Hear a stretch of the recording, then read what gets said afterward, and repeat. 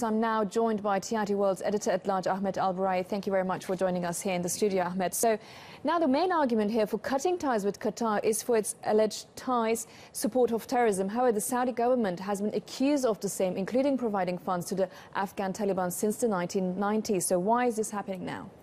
Simply because the Qataris, they have different perspective when it comes to the Arab Spring, mainly in Egypt.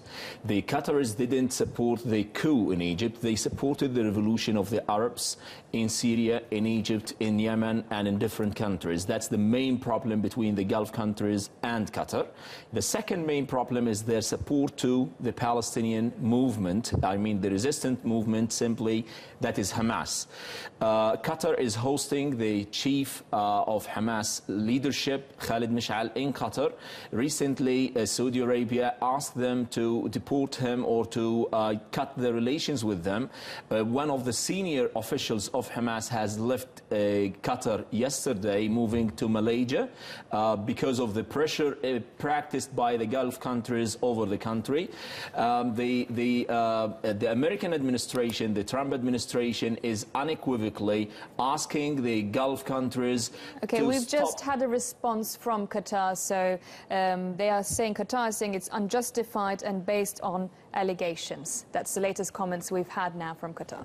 What Qatar has, on the other hand, what Qatar is believing is, though, they are still one member of the Gulf Cooperation Council, the GCC, and they believe they're reading from the same page. But this is the main problem, that it's alleged terrorism. They still believe that we need to support the revolution, the uprising, the Arab Spring, and we need to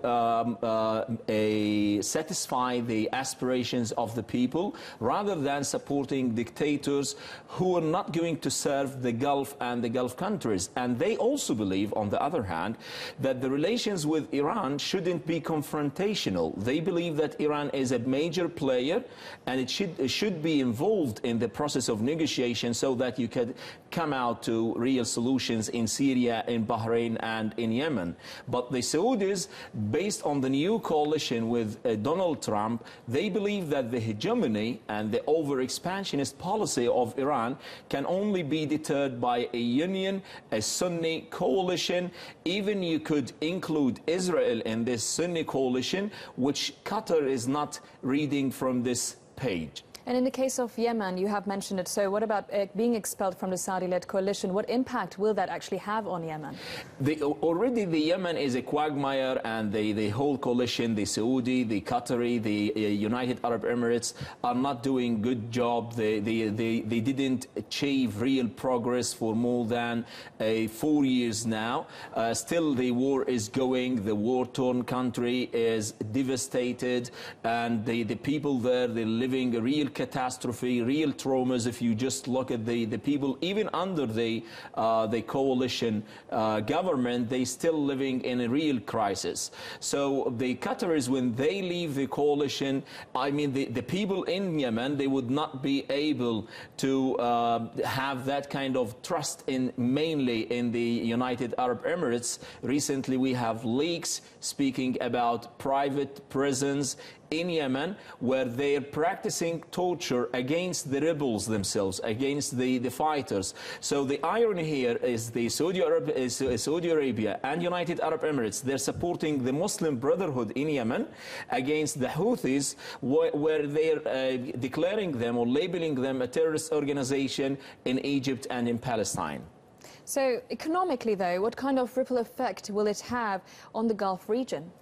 Yeah, Qatar is the whole countries. I mean, the GCC is one unity, and Qatar is a major player in terms of the gas, in terms of the oil, and they all complementary. Like now, when Qatar is having this rift or this kind of row between the countries, definitely this is going to cast dark shadows and have severe ramifications implications on the economic relations with Saudi Arabia, mainly when the Crown Prince Mohammed bin Salman is talking about the diversification of the income and the diversification of the businesses the Gulf countries are working on. They're not going to mainly be dependent on oil and petrol. They're going to diversify as much as they can.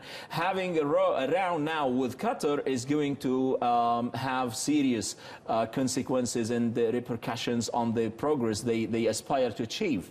And we also had a comment from the US, from Tillerson, saying that the Gulf region should stay united. But how do you see this ever getting resolved? I mean, do you think the US will get involved?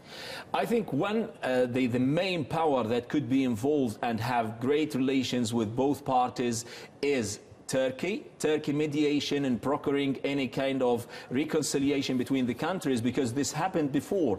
Immediately after the coup in Egypt, this happened before, and the Bahrainis, they withdrew the ambassador from the country, from Qatar, but later on with the mediation and broker of Turkey, they find out a kind of common ground when they can talk, and they exceeded the route they had at that time. And I believe now it's not only the United States, mainly Turkey could have a great role to try to find a way to reconcile this issue. However, though, this time it's a little bit complicated, it's much serious, and the four countries seem to be determined that either Qatar, it's my way, or the highway, as they say. Qatar should relinquish the Muslim Brotherhood, should consider it as a terrorist organization, should completely abandon the resistant movement of Hamas in Gaza. By this way only, for the GCC countries, along with Egypt, they believe that they could return to and amend the ties with Qatar.